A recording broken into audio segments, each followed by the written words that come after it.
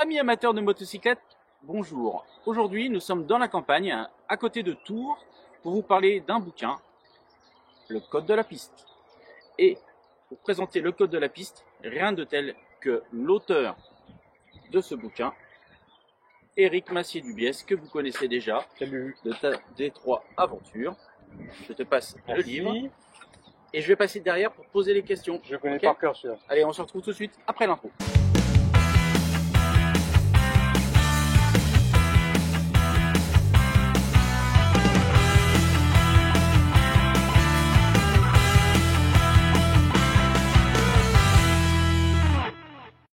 Le Code de la piste, comme son nom l'indique, est un petit bouquin que j'ai fait pendant le confinement l'année dernière. Je m'ennuyais et puis je voulais être utile, donc je me suis dit qu'est-ce que je pourrais faire, et je me suis rappelé toutes les choses que je raconte à mes participants de voyage T3 sur ce qu'il faut faire, pas faire, etc. J'ai tout mis sur du papier, j'ai tout structuré, et j'en ai fait un petit bouquin de 148 pages qui explique aux novices ou même aux moins novices les bases pour rouler en off-road avec une moto trail seul, sans chercher à faire de la compétition, mais en cherchant à passer sans casser, Oui. et à se faire plaisir sans se faire mal. Donc c'est du bon sens, des bons comportements, des astuces, des positions. C'est Un peu de philosophie. ouais, il y a des cours d'anatomie, il y a de la philo, de la technique, il y a comment relever sa moto. Enfin, on va vous illustrer quelques chapitres en tout cas de ce bouquin pour vous donner envie de l'acheter.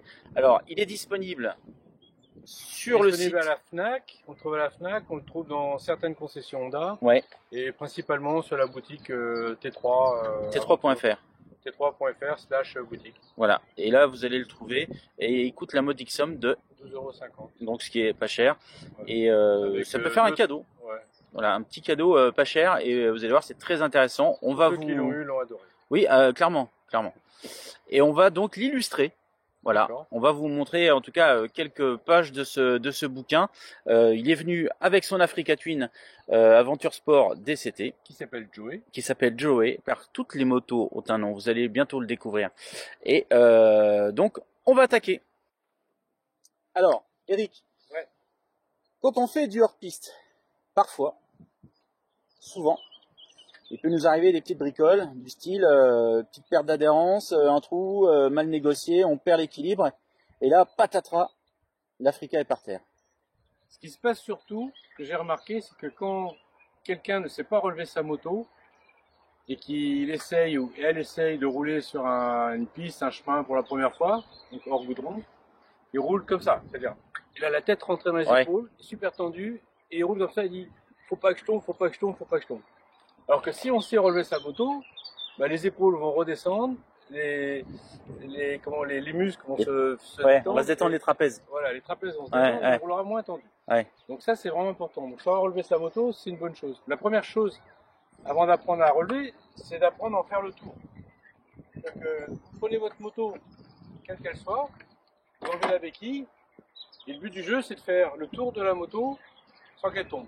Donc ça permet de comprendre l'équilibre des masses de la moto. Ça permet d'apprécier les volumes, les masses, le poids. Et si vous arrivez à faire ça 2-3 fois autour de votre moto, en faisant des petits pas, plus vous faites des petits pas, vous allez comprendre. Là, j'ai fait le tour de ma moto, elle n'est pas tombée. Maintenant, ce qui peut arriver, c'est qu'elle tombe. Voilà, la moto est tombée. Oh là là, à chaque fois, ça me déchire le cœur. Mais non, mais elle est protégée. Il y a du SV Motec, il y a des pare-cylindres. Pour illustrer, elle est protégée. Il y a les valises en plus, donc la ligne de chute. Voilà. Le plan de chute. Le plan de chute, voilà. Le plan de chute, c'est-à-dire ça va être en fait la ligne qui derrière va assurer la protection des jambes quand on va tomber. Voilà. Donc il y a les crash bars à l'avant. Là, il y a un sabot et puis il y a les supports en valise. Quand vous tombez avec votre moto, généralement c'est que vous êtes fatigué, c'est que y a un truc qui va pas, vous avez mal géré, ou voilà, il y a un truc qui va pas. Ouais. Donc, moi je dis toujours, il y a 3 choses à faire. La première chose, c'est vous couper le contact. Il faut surtout pas avoir une moto qui tourne, qu'elle soit flat twin ou qu'elle soit V-twin. Il faut pas que le moteur tourne sans huile. Sans huile au bout du cylindre. Sinon c'est pas bon. Donc la première chose à faire, c'est vous couper le moteur. Soit avec la clé, soit avec le contact. et vous coupez le moteur. Ouais, tout de suite, hein, vraiment là, il faut pas attendre. La deuxième chose à faire, qui est très importante, vous prenez une photo, prenez la pause, vous faites une photo. C'est sympa de faire une photo avec sa moto par terre. Ah, attends, on fait une photo? Allez, une petite photo. Ça permet de dédramatiser, il n'y a rien de grave. Voilà, c'est bon. Et la troisième chose à faire, c'est de rien faire. Voilà. La troisième chose à faire, c'est de rien faire. Si vous êtes tombé, encore une fois, vous êtes fatigué, il y a un truc qui ne va pas. Donc l'erreur à faire, c'est je tombe, je panique, Ouais, je prends la moto, ouais. je la relève et je me fais un limbago. Oui, en fait, faut se poser un peu pour reprendre ses esprits, tout simplement. Ouais. Surtout si c'est la première fois. Surtout si c'est la première fois. Donc le ridicule n'a jamais tué personne. Donc si vous êtes tombé, franchement, c'est pas grave. La moto, une fois qu'elle est par terre, vous pouvez laisser 10 ans comme ça, il ne va rien lui arriver. Donc ça, c'est vraiment les trois choses à comprendre. Après, vous avez plusieurs possibilités. Il y a 4 solutions pour relever une moto. Il y a la moto à l'allemande, il y a la moto haltérophilie, la moto rugby, et puis la moto feignasse. Donc la moto feignasse, c'est facile. Vous tombez, vous faites. Ouais. Les copains ils arrivent, tu peux m'aider à relever la moto? Okay, voilà. Ça, c'est la moto, la méthode feignasse. La moto à l'allemande, que je ne sais pas faire parce que c'est trop lourd. Les gars, ils prennent leur guidon comme ça et ils lèvent la moto comme ça. C'est-à-dire que tout le poids, il est à l'avant. Alors effectivement, il y a du levier. Effectivement, logiquement, ça se remonte. Mais je dirais, ça dépend un peu des motos. Moi, je suis pas trop pour cette méthode-là. J'ai pas envie de me faire mal. La deuxième méthode, haltérophilie. Je suis un haltérophile. Je prends ma moto comme ça. Donc 2 appuis. Main droite sur main droite au guidon, main gauche à la poignée arrière. Pour le passager. Là. Et à l'haltérophilie, je pousse sur mes jambes. Ouais. Comme mes cuisses, ce sont les muscles les plus costauds, c'est facile de pousser. Après, quand on est là, il faut se retourner, mettre la béquille. Ouais. J'aime pas ça du tout. Ouais. Franchement, j'aime pas ça parce que c'est une position qui est pas simple. Ça marche. C'est vrai que les cuisses, le dos sont les muscles les plus costauds. Du coup, là, si tu te loupes, si tu n'arrives pas à mettre, soit elle repart au sens, soit elle te tombe dessus. Ouais. C'est un tour de manège, tu vas dans l'autre sens. Ça m'est arrivé. Hein. Donc, oui, c'est pour ça que je parle. Et la troisième méthode que j'aime bien, c'est le rugby. C'est-à-dire qu'au lieu de tirer vers le haut, on la pousse vers l'avant. Et là, avec cet angle-là, vous allez le voir. C'est-à-dire que je vais faire un truc. Je vais enlever le top case pour que vous voyez bien. C'est rapide.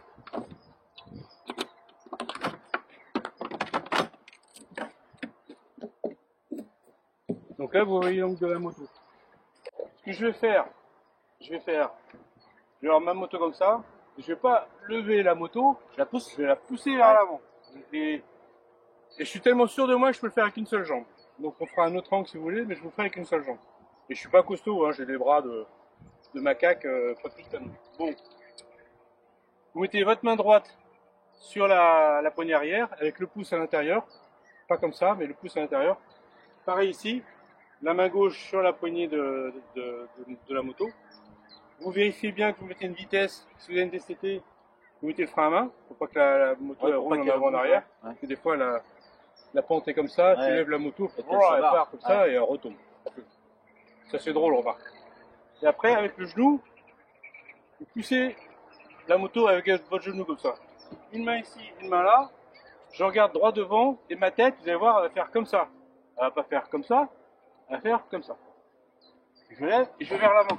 Et la moto elle se lève toute seule.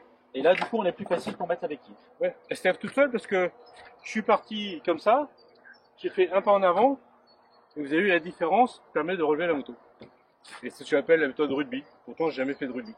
Donc voilà, ça, c'est une des premières techniques que vous apprenez dans le code de la piste. On va en faire une tout de suite. Alors, deuxième technique appliquée du code de la piste. Qu'est-ce qu'on fait de ses doigts quand on roule sur une moto? Alors, ceux qui ont des idées farfelues, vous les gardez. Ah, j'avais des idées, mais non, alors. Ok. Qu'est-ce qu'on fait de ses doigts quand on est sur une moto hors piste? Les doigts sont vraiment importants. Position du motard classique, c'est ça, c'est ma poignée. Je serre ma poignée comme ça. Le problème, c'est que si je suis debout et qu'à un moment, j'ai un problème de déséquilibre, je pars en arrière. Si vous regardez bien le mouvement ici, j'embarque la poignée avec moi. Qu'est-ce qu'a fait la moto? Wheeling, roue arrière. Parce que je contrôle pas mon accélérateur. Ouais. Donc c'est vraiment, vraiment important. Le V de la victoire, Ok, tout le monde connaît le V de la victoire. Vous mettez votre poignet comme ça, les deux doigts sur les poignets. Et quand vous êtes debout, si jamais vous partez en arrière, je peux pas accélérer d'un grand coup. Je mets les deux doigts sur le frein. Ça, c'est vraiment important. Ouais. Et par rapport à l'embrayage, c'est la même chose. Donc, si vous avez une DCT, bon, bah, vous laissez vos doigts tenir la poignée comme ça. Mais si vous n'avez pas de DCT, que vous avez un embrayage classique, les deux doigts sur l'embrayage, les deux doigts sur le frein. Pourquoi? Parce que en off-road, on a beaucoup plus de possibilités de se prendre des gamelles. On a beaucoup plus d'obstacles qui peuvent traverser. Ça peut être des animaux, ça peut être un trou qu'on n'a pas vu au dernier moment. Il faut ralentir ou il faut embrayer pour descendre une vitesse, accélérer. Donc il faut être rapide. Si vous n'avez pas les doigts sur le frein ou sur l'embrayage, le temps de réaction est plus long du mouvement qu'il faut pour aller chercher la poignée. C'est-à-dire que si j'ai les doigts là et que je dois freiner, je réagis tout de suite. Si je les ai pas, il faut que j'aille chercher la poignée. Oui, c'est un temps de réponse. Un quart de seconde, une demi-seconde, ça fait, faut faire déjà 10 mètres, 20 mètres. Oui, et 10 mètres... en fonction de la vitesse où on va. Donc vraiment, les doigts, qu'est-ce qu'on fait de ces doigts? Ben, on les pose comme le V de la victoire. Et on les pose sur les poignées de frein et sur la poignée d'embrayage. Voilà pour les doigts. Alors, on va prendre une troisième technique. La partie la plus importante à maîtriser sur une moto en tout terrain, avec un trail comme ça, c'est le bassin. Le bassin, il faut imaginer que vous avez un gros roulement à billes. Le roulement à billes, il peut aller devant, derrière, en haut, en bas, à gauche, à droite. Si vous arrivez à faire ça, vous avez fait 50% du pilotage off-road. C'est-à-dire que si j'accélère, mon corps il va partir en arrière, donc c'est pas trop bon. Donc si j'accélère, c'est comme si je monte un escalier à pied. Quand je monte un escalier à pied, mon corps il va vers l'avant. Donc je me mets un peu vers l'avant et là je peux accélérer. Et quand je freine, si je me mets là, mon corps il va partir en cacahuète. Donc si je freine, mon bassin se met en arrière. Donc j'accélère ou je monte une côte, je descends ou je freine. Ça c'est la position avant-arrière. Après sur une moto, même si on a des très bonnes suspensions, ça arrive qu'on ait des hula hoops, la tôle ondulée, donc vous avez deux bons amortisseurs là. Ce sont les genoux. Si vous avez des bonnes cuisses, c'est des Öhlins. Donc vous utilisez vos cuisses comme des amortisseurs. Donc votre moto, faut pas verrouiller les genoux et puis tout prendre bam comme ça sur les genoux. Vous allez vous bousiller les genoux. Donc faut être en souplesse. Donc votre bassin, il monte, il descend. Mais si tu te mets devant ou derrière, plutôt, si tu te mets derrière moi, tu vas voir que quand tu tournes à gauche, comme tes épaules doivent être parallèles au guidon, ton bassin se décale à l'opposé. Tu tournes à gauche, mon bassin à droite. Tu tournes à droite, mon bassin à gauche. Donc le bassin doit être capable de faire gauche, droite. J'accélère, je freine et j'amortis les chocs. Votre bassin, c'est un roulement à billes. Si vous avez compris ça, je vous dis, c'est 50% du pilotage. C'est quoi le reste? Le talon? Non, il y a plein de petits détails. Mais c'est vraiment une grosse partie. Une autre chose qui est importante, c'est d'avoir un bon réglage du guidon. Il y a essentiellement 3 réglages à faire sur un guidon. Parce que quand on vous livre une moto neuve, la moto elle est réglée de façon standard pour une utilisation standard, le trottoir. Et donc c'est pas adapté à toutes les utilisations. La première chose, c'est que la hauteur du guidon. Le guidon, il est sur le T de fourche standard.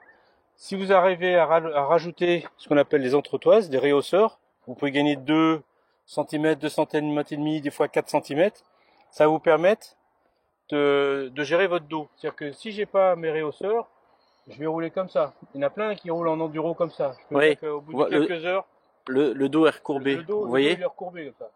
Alors que ce qui est important, c'est d'avoir le dos droit. C'est-à-dire que si vous serrez votre moto avec les genoux, vous êtes capable de faire Jésus-Christ. J'ai le dos droit, je pose mes mains.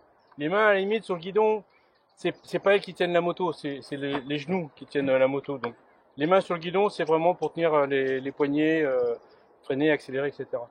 Donc, le premier réglage, c'est en hauteur. Je mets des entretoises ou j'en mets pas. Ça dépend de la position de mon dos. Ensuite, tu as le réglage de l'angle du guidon. C'est-à-dire qu'un guidon, il a un certain angle. Si tu desserres les boulons, enfin les écrous du T de fourche, tu peux l'avancer, le reculer comme ça. Donc ça va te donner ta position faut qu'il y ait une sorte de mix. Et le dernier réglage, c'est avec les boulons qui sont ici, qui tiennent le rétroviseur, les poignées d'embrayage ou de DCT ou le frein, elles vont faire comme ça ou comme ça. Oui. Le plus important, c'est de trouver un compromis. C'est-à-dire qu'il faut jamais rouler assis comme ça, avec le poignet cassé. Il faut jamais rouler debout comme ça, avec le poignet cassé. Oui, il faut que ce soit le plus naturel possible. Donc il faut qu'à un moment, la position, quand vous avez les mains sur le guidon, il faut que la position elle soit la plus rectiligne possible au niveau du poignet. Ouais. C'est ça le plus important. Et là, vous avez un bon réglage. Ouais. Bon, bah écoute, Eric, j'espère qu'on a donné envie aux gens de se procurer le code de la piste. Il y a énormément de choses, hein, vraiment, oui, c'est vraiment très complet. Et ça permet vraiment d'apprendre des petits trucs qui peuvent vous servir chaque jour. Et même il y a des trucs qu'on devrait apprendre à la moto-école, des choses assez logiques sur les positions notamment qu'on nous apprend pas. En tout cas, j'en ai pas le souvenir. Moi, ça remonte quand même. 97 je crois. Siècle dernier. Ouais, siècle dernier, voilà. Donc, on retrouvera Eric dans de prochaines aventures. Le code de la piste disponible sur t3.fr, la Fnac, chez Honda et tutti quanti. À bientôt. Merci et roulez bien, amusez-vous bien.